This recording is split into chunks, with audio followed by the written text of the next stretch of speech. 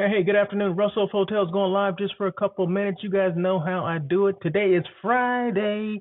I do these daily check-ins Monday, Wednesday, Thursday, and Friday. So did I say happy Friday? Happy Friday to everybody. Today is Friday, May 31st. One more day in the month, right? And then tomorrow is June 1st. Can you believe that?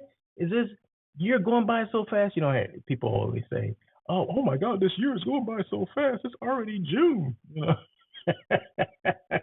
But it is, right? School is out, at least for my kid. School is out as of yesterday. So yeah, I mean, we're getting close to the summer. If we're not officially in summer yet, I don't think we are. But I guess Memorial Weekend was last weekend, so that's kind of indication that summer's just around the corner, right? So there you go. So hey, have a great summer vacation if you do that, or just enjoy the weather. Today here in LA is still kind of cool and cloudy and gloomy. I don't know, like, global warming is real, right? So I don't care what people say out there. Global warming is real because normally it's not like this, and it's like this all the time. It can be all day long. I think yesterday we did get maybe a hint of some sunshine. Maybe the cloud cover went away for a little while, but in the mornings and in the evening, there's cloud cover. So if we're going to get any sun, like the whole month of May, maybe you'll get it like 3 or 4 hours a day, and that's it. Like right now, it's 12 o'clock, 12:09. It is overcast today. So there you go. I don't know if they call that a marine layer or cloud cover. I don't care what you call it. The sun is not shining, okay, and it's cool. But you know what? I'm actually okay with it, right? Growing up in the desert, I'm okay with it. So I'm not really tripping. I'm not really complaining. I'm just explaining. A friend of mine always says that, right? And I always tell her, like, I always say that. And she goes, "You can't use my line." Yeah, I'm gonna use your line, okay? Because I think it was silly at first, but now it's like I'm not complaining. I'm just explaining. So, but anyway, hey, it's Russell of Hotels. Let me turn on the chat just to make sure if you want to make comments, you can, because it's all about the engagement. It's not just about me just talking about some mindless stuff. It doesn't make any sense at all. But it's about you coming on. If you have comments, or just tell me that you're there, or where you're located, or you have questions, or want to make a comment like, "What the hell are you talking about, dude? Who are you again?" Whatever you want to say, that's fine. Okay, that is fine. Let me just make sure real quick that I am live on LinkedIn like I'm supposed to be. I know I'm live on YouTube, so I'm on LinkedIn, YouTube, and X. Okay, so there you go. Give me a couple seconds here just to make sure. Let's see if it's gonna just do its thing. There we go. It's doing its thing. I have to turn my sound off of my phone too, so because I don't want any, we call it bleed over or whatever. But yeah, so if you're there, make comments, say, "Hey, what's going on? How you doing?" Something like that. I would appreciate it because, like I said, it's all about the engagement. Okay, so when I do this daily check-in Monday, Wednesday, Thursday, and Friday. I do on air with Russell of Hotels, that live hospitality talk show every Tuesday. So it's 5 days of me, if you can believe that, 5 days of Russell of Hotels talking about the good, the bad, the ugly, the challenging of this hospitality industry, specifically hotels. Yeah, sometimes it can be ugly, right? Sometimes we can share some stuff that doesn't appeal to everybody, or like, "Oh my God, I can't believe that happened." But yeah, every now and then, but I try to keep it as PG as I can, but every now and then I got to throw an R in there, okay? So I got to throw a rated R in there sometimes, but no, most of the time it's PG. And I think today would be PG as well. And that's just how it is. But anyway, I normally on this daily check-in, I do have a topic that I discuss in great detail. Now, it doesn't take that long. Normally, these lives go from 20 to 30 minutes. Sometimes if I have a lot of comments and questions, yeah, it can go over that, but I welcome that. So it's not that I'm complaining, I'm just explaining, okay? So, but today is no exception. I'm going to have a topic today, but before I get to the topic, there was something I needed to say or see. Oh, the Pendry Hotel. Okay, so every time I do a daily check-in, or every time I do on air with Russell of Hotels, I have a hotel that it's in the background I'm showing, right? So It's the Pendry Hotel in West Hollywood. We call it WeHo. Okay, so when you say WeHo, that means West Hollywood. Okay, that's an abbreviation for West Hollywood. Okay, so the two screens that I'll show, or two scenes that I'll show, are this is the lobby or front desk area in the Pendry Hotel, which is a boutique hotel in West Hollywood, right there on Sunset Boulevard. Yeah, so right there on Sunset, right in the middle. You need to be in West Hollywood, right in the middle of West Hollywood. The Pendry is right there, okay, right in the middle of all of the stuff. So anyway, but let's see, let's jump on here. Oh, this is what I want to say. Okay, so real quick, right? I post things to my blog, right, which is at russellofhotels.com. That's my website, but I do have a blog section. So I've been posting things, but I'm like, I haven't told anybody about this. So why don't I tell people? Because, and when you have your own brand and when you start your own business or whatever, you have to be the one to making all the noise, right? You have to be the advocate. You have to be the one that's the biggest, the loudest cheerleader, okay, for your own brand, because no one else is going to do it. I can't sit here and expect someone to say, "Oh, hey, Russell, did you know you had a brand? A blog out there? You need to let people know." No one's going to tell me that. To date, no one has ever said, "Hey, Russell, you need to let people know you have a website and you need to let them know you have a blog and you post things there regularly and it's been updated." No. So I have to remember to do that stuff. You would think it's like, common sense, right? But obviously, common sense is not common, right? Because I'm just now saying it. Now, I've been posting this blog for the last 2 to 3 weeks, and I've updated it because, for a while I had not updated it. So my website is updated as well as the blog section. Okay, so I've been posting things like, Russell Hotels' favorite boutique hotels in LA. I just posted that today, right? I just came with this list today. So check that out. 5 reasons why LinkedIn is good for your brand. Okay. I talked about that yesterday, but I actually put it in a blog post. So check that out. And these are all easy reads. Okay. So it's not like you got to spend a lot of time reading this and doing research and all that. No, just go to the blog. It's there. Take you a minute to read the stuff, blah, blah, blah. And then the impact of On Air with Russell of Hotels podcast, the impact on the hospitality industry. Yeah, there's actually an impact for my show On Air with Russell of Hotels. Who knew, right? But check it out. Just go and read and see what the impact of it is. What does it mean? It tells you everything there, right? And it's like I said, it's an easy read. What about extra hotel fees? I'm gonna talk about that today. That's gonna be my topic for today.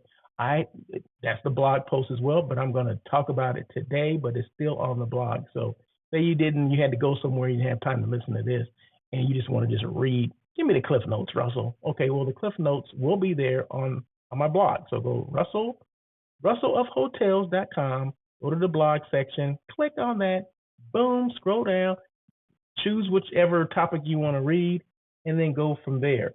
And then the last one is, and I have a whole myriad of things that are on the blog, but these are probably the last 5 things that I posted. Why I partnered with CVBs. What? You partner with CVBs, Russell? Oh my God, I didn't know that. Yeah. As a hotel site selection expert or specialist, it behooves me to partner with CVBs. Okay. So anytime I do I'm sourcing hotels, I'm going to source my CVB partner as well. Okay. So it's easy to do. And you never know what you're going to miss. You never know what you miss unless you ask the CVB or unless you copy them on,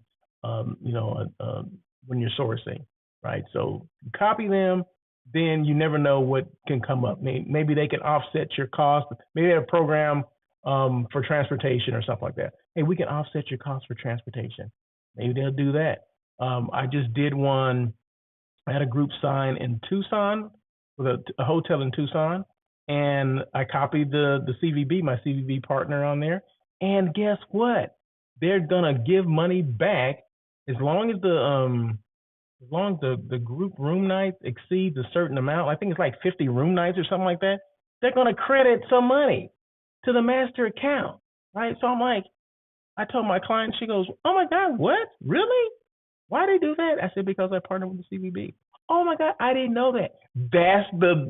That's the beauty, right? Everyone doesn't know that. My client didn't know that. So they're going to get $5 that can go towards their final master account, however they want to do it. It's up to them. It's to benefit the client. It's not to benefit me. It's to benefit the client, and that's what you want, right? So if you do hotel site selection, if you're a meeting planner and you do not partner with your CVB partners, you should, okay? Because you don't know what you're missing out on.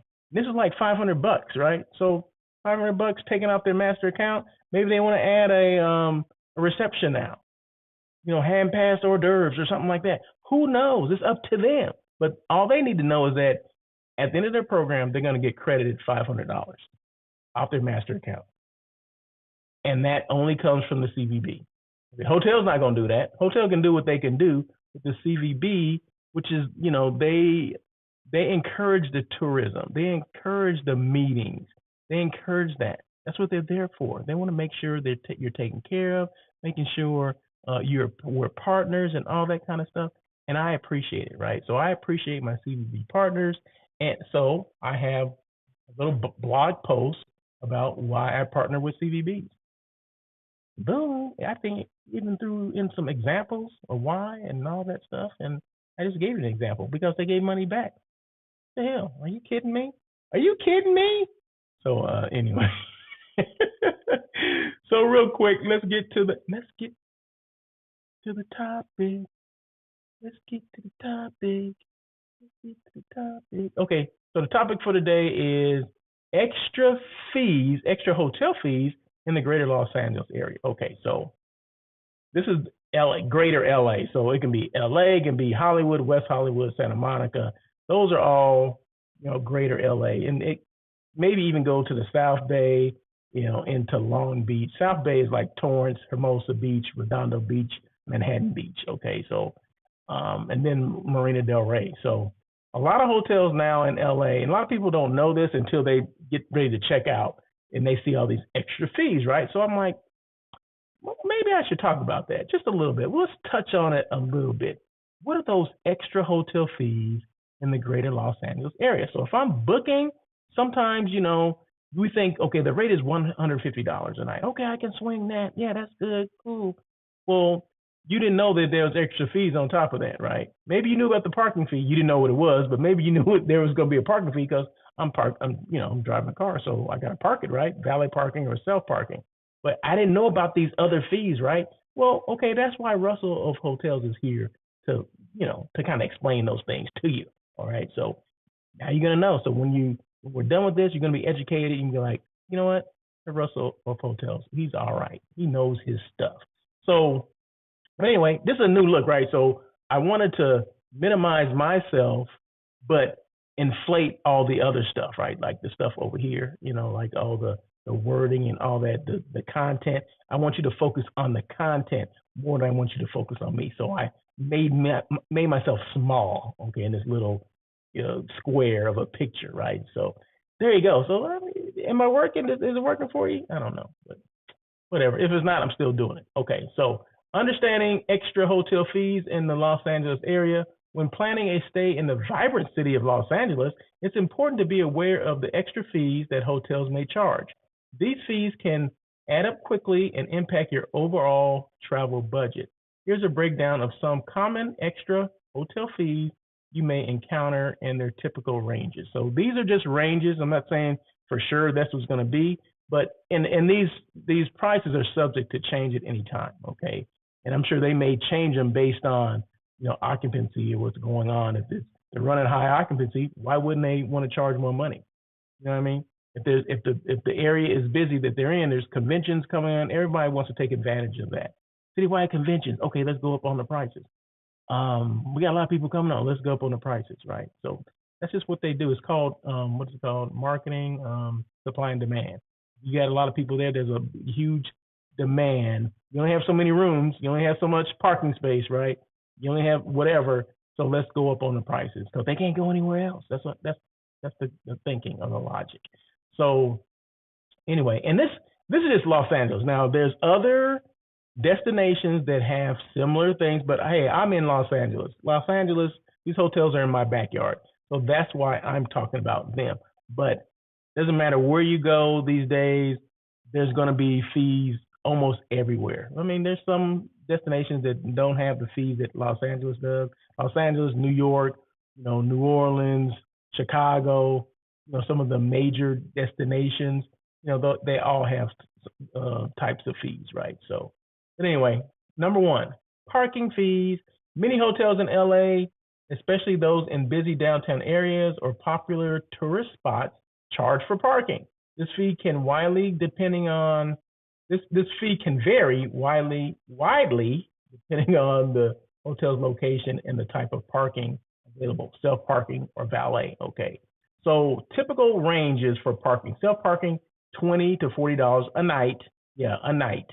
And valet parking ranges from $40 to $60. Some of them even more than $60. I've seen some $70 and $80. Okay, but typically $40 to $60 is the norm. That's the average.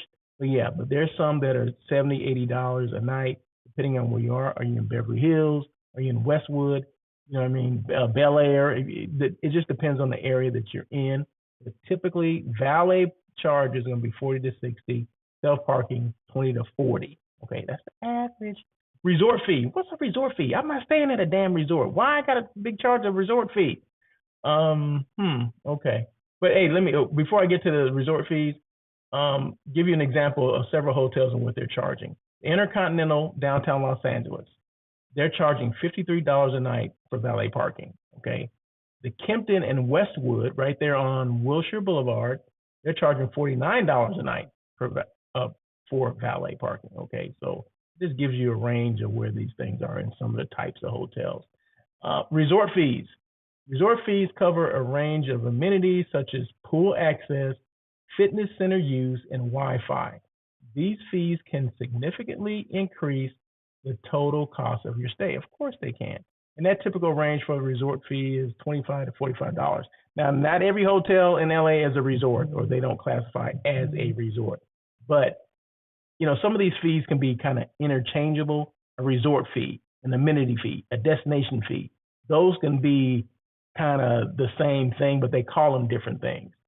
Typically, you don't have all those in one hotel. Like, okay, well, the resort fee is this, and the amenity fee is this, and your destination fee is that. No, you have one or the other. Okay, so, but I'm giving you examples of what they could be, and don't be surprised when you do see them. But make sure you go to your website, and that's why I always say book direct, because all the information is going to be on their website.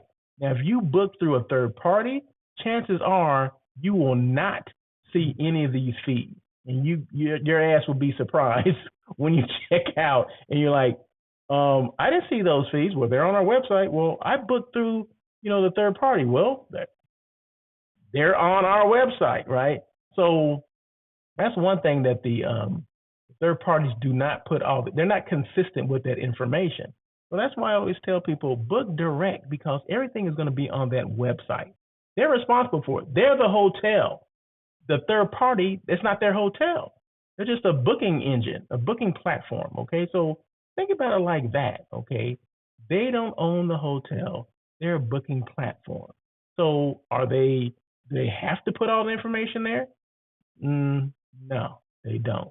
But hotels, it's their hotel. They own it. They operate it. Yes, they have to put it there. So hopefully that, it gets ingrained in people's head, because, people book through third parties, and then when things go wrong and they have to go through the third party, they're like, well, what can you do for me? I can't do anything for you. You booked through us. You had issues with the hotel. You need to take that up with the hotel. Well, I can't. They told me to call you. And then now you're chasing your tail. Okay.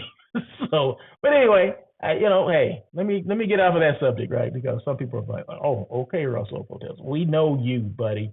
So, okay, where was I? Resort fees. Okay, so average $25 to $45 a night. Now, for example, the Fairmont Miramar Hotel and Bungalows in Santa Monica, which I guess is considered a resort, they charge a resort fee of $35 a day. And Shutters on the Beach, which is resorty, they charge $57.50 per night for the resort fee. So it just depends. But if you say you venture off to Palm Springs area, there's going to be resort fees there. And those can go, they can be that same range, 25 to 45, but I've seen some 65, 75, $100 a night. So it just depends on what's going on in those areas. Like I said, what's going on impacts the prices that are you being charged. Okay, just so you know that. The next, amenity fees and destination fees. So let's just say those are interchangeable. Amenity fees can include charges for additional services and facilities such as bottled water. Remember when that stuff was free? What the heck happened? Access to the business center? Wasn't that free? When did this change, right? And more. So typical range is $15 to $35 a night. So we're still within that range, right? For instance, the W Los Angeles, which is in Westwood, charges an amenity fee that covers daily bottled water, business center access, and enhanced internet access. Okay.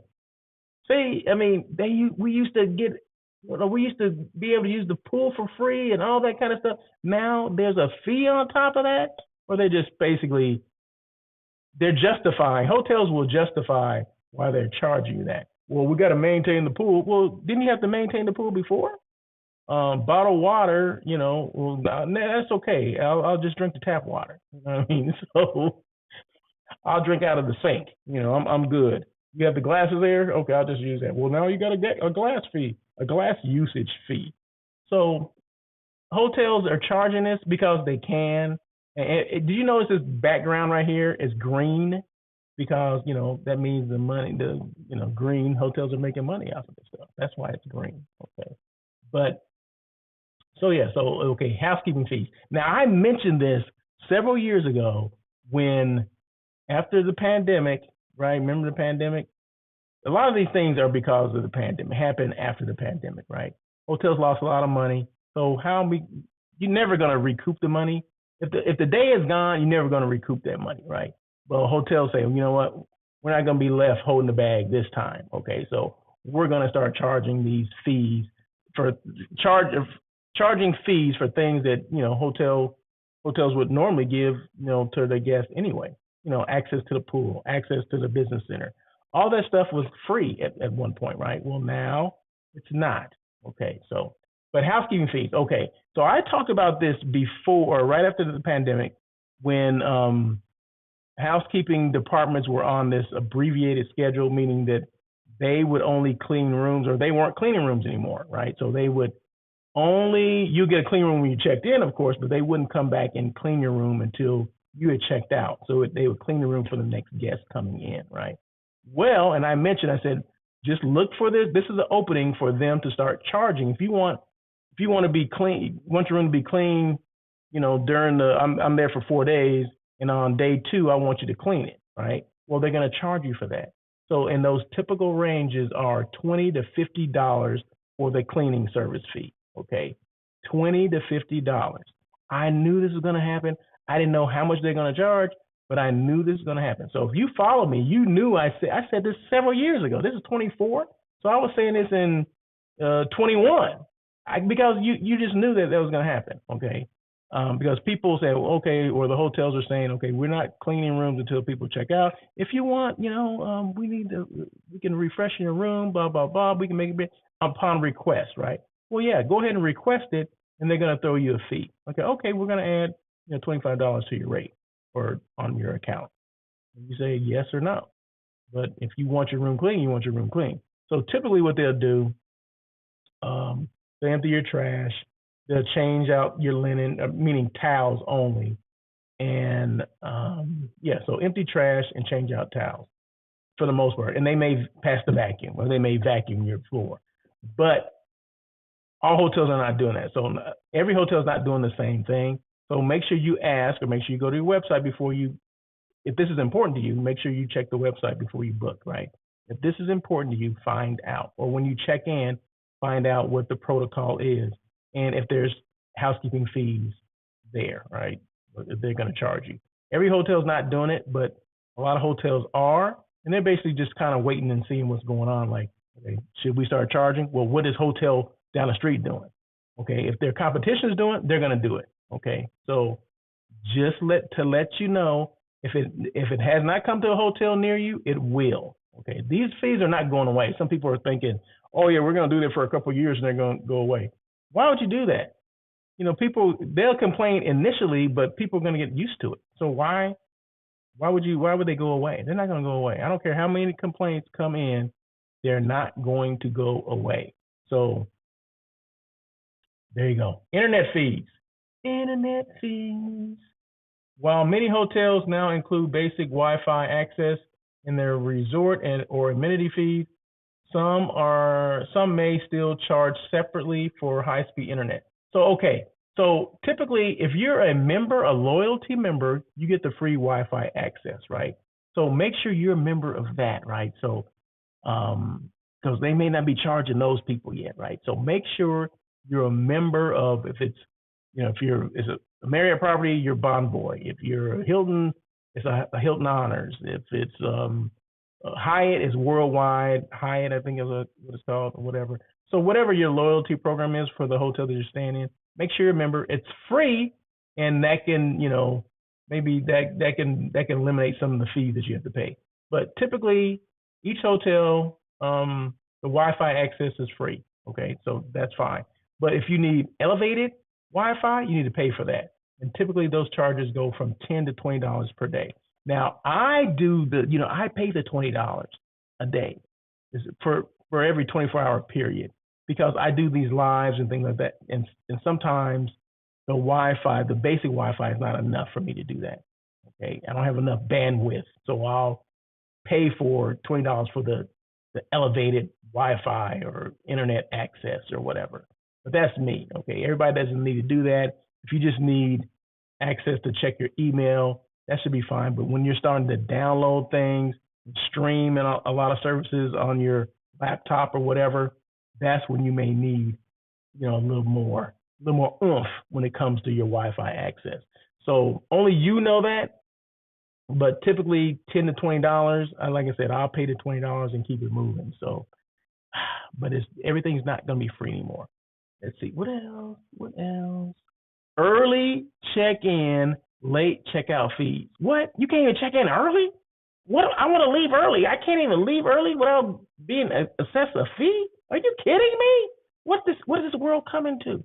But yeah, so if you need to check in or check out early, many hotels charge additional fees for this convenience. Yeah, it's all about convenience, right? So, and if they don't have availability, they don't have availability. But sometimes, depending on how busy they are, they'll charge you, right? But if you're a member, once again, let's get back to that loyalty member.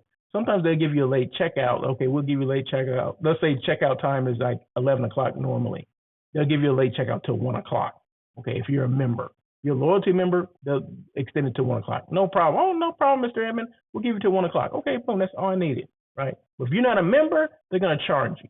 And those fees go from $20 to $50. Okay, so depending on what's going on. But if they don't, why they charge? Someone's going to ask, or somebody's thinking this, right? Why would they charge me to check out? I mean, why would they charge me for a late checkout? Because they have other people coming in, right? Remember, the other people coming in, so that puts more pressure on the housekeeping department to get those rooms turned around. So if you don't check out till, let's just say you stay till 3 o'clock, and checkout time is at 3 o'clock, right? Or check-in time is at 3 o'clock. Well, that's putting pressure on housekeeping to get those rooms ready for the people that are coming in. Because believe me, there'll be people coming at 3 or earlier, right? So they want to make sure there's rooms for those people. And if they're not, if they're going to extend a checkout, late checkout for you, they're going to charge you, because they want to be compensated for the issues that they're going to have to, deal with guests. There's going to be some issues. I called and they said I can check in early, and it's 3 o'clock. Check-in time at 3 o'clock, right? Yeah. Well, I'm here at 3 o'clock and I want to check in. Well, for the issue that the front office is going to have to deal with, they're going to charge you $20 to $50. Okay, so there you go. So it's not saying that you can't do it. You can, but just assume that you're going to get some type of fee. Early check-in. So if you want to check in early, meaning before 3 o'clock, they're going to charge you for that. And that's only based on availability.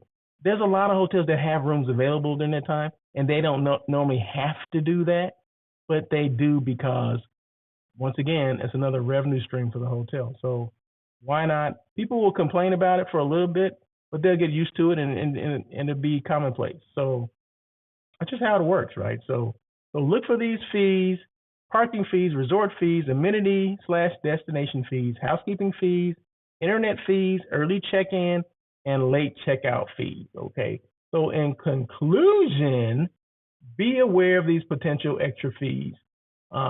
So if you're being aware of them, then they can help you plan and budget to avoid surprises when you check out. Because the last thing you want is to check out and you see all these extra fees. Well, I didn't know that. Well, it's on our website, sir. That's what you will get. Because I did. It happened to me. I can't remember what the fee was. And I'm like, well, I didn't see that. Well, yeah, well, it's on the website. I'm like, okay, whatever. Always check with the hotel directly or review your booking details to understand all possible charges. This will ensure a smoother and more enjoyable stay in the dynamic city of Los Angeles. So just make sure we're on the website, we're checking all these things. Even if we have to pick up the phone and call and say, hey, can you give me a list of your fees? Do that. That's what they're there for. They're there to give you this information, right? So if you don't see it on the website, can you tell me what your additional fees are? Normally, when you're booking online, it will tell you. It'll give you everything. Everything will be mapped out. I know Marriott does this very well. So you'll know exactly what the fees are and what you're going to be paying for. But it always behooves you to check out the website, give them a phone call, and find out if you don't see the information there, okay? Because you don't want any hidden surprises, okay? And definitely, if you're booking through a third party, they may not have. I'm not going to say 100% of them don't have it, but a lot of the third parties do not have that information. They don't. Okay, quote me on that. They do not. I got my research. Okay, come on now. So there you go. So there you go. I know I kind of beat that one up a little bit, but hey, it's information. It's educational. Any questions at all? Feel free to let me know. Hey, and real quick before we get off of this live, what time is it now? I'm at 30 minutes. Oh my God. So coming up, this is the guest I have coming up, Gilan De Nui, and I hope I'm saying that right. I don't have his photo yet. No, I'm waiting for his photo to come in, but just look up getsip.com. That's the email. That's the website. They give you information about this particular company and Gilan and what we're going to talk about. Basically, I brought this up a couple weeks ago. This is for people that don't listen to me regularly, but I used the example of someone posting. Like, say you're at a restaurant, say you're at a hotel, and you're posting, I'm at this restaurant, I'm eating, this vegan food, oh, it's so good, blah, blah, blah, blah, blah. And I posted it, and then I tagged the establishment on IG, okay? So I posted on IG, and I tagged the establishment, the restaurant, okay? Wouldn't it be great if you got rewarded for that? That's what I said it like a month ago, 3 weeks ago to a month. I said, someone should come up with a platform that will reward people for posting on their behalf. It's called user-generated content. And guess what? GetSip.com, that's what they do. SIP is the name of the company or organization or the platform. That's what they do. So hotels or restaurants can reward people for their content as long as they are copied or tagged on that post. Okay, they can get rewarded. Maybe I post something on behalf of whatever, the Marriott Hotel in downtown LA, and they'll give me a free appetizer or a free drink. I don't know if you can give alcohol, but let's say a free drink or alcohol, free soda. Arnold Palmer, they can give me a free Arnold Palmer, or they'll give me a free, French fries with my hamburger or something like that. So it rewards people for posting on their behalf, right? Because it doesn't cost them any money to do it, other than, okay, it cost me some French fries, and what does French fries cost me? I don't know, $1. Hello, user-generated content. So it's a way for companies or establishments to get benefit from someone else's generated content, right? So I talked about that, and this came up, right? So there you go. I met them on LinkedIn through Calvin Tiloki. So he introduced me to Gilan. Gilan's going to come on my show. I've already had a conference call with Gilan. He's going to come on Tuesday, June 11th, 1 o'clock on air with Russell Hotels. We're going to talk all about how he got started, why SIP, and how does this thing work, and how easy it, because it sounds easy to me, right? So we're going to find out what are the steps for an establishment or hotel or restaurant to get involved with this, and what is the cost? Is it a membership fee? What does it cost? Well, we're going to find that out, right? So hang tight and hold on to that, because that's going to be a good one. That's going to be a good one. Boom, and this is it. So any questions at all, please feel free to email me, russell@russellofhotels.com. My website, which my blog is there. I just mentioned that. We talked about that in nauseum. So make sure you check out my blog at russellofhotels.com. I would appreciate it. That is it. So until next week, you guys have a great day, great weekend, and we'll see you then. And as always,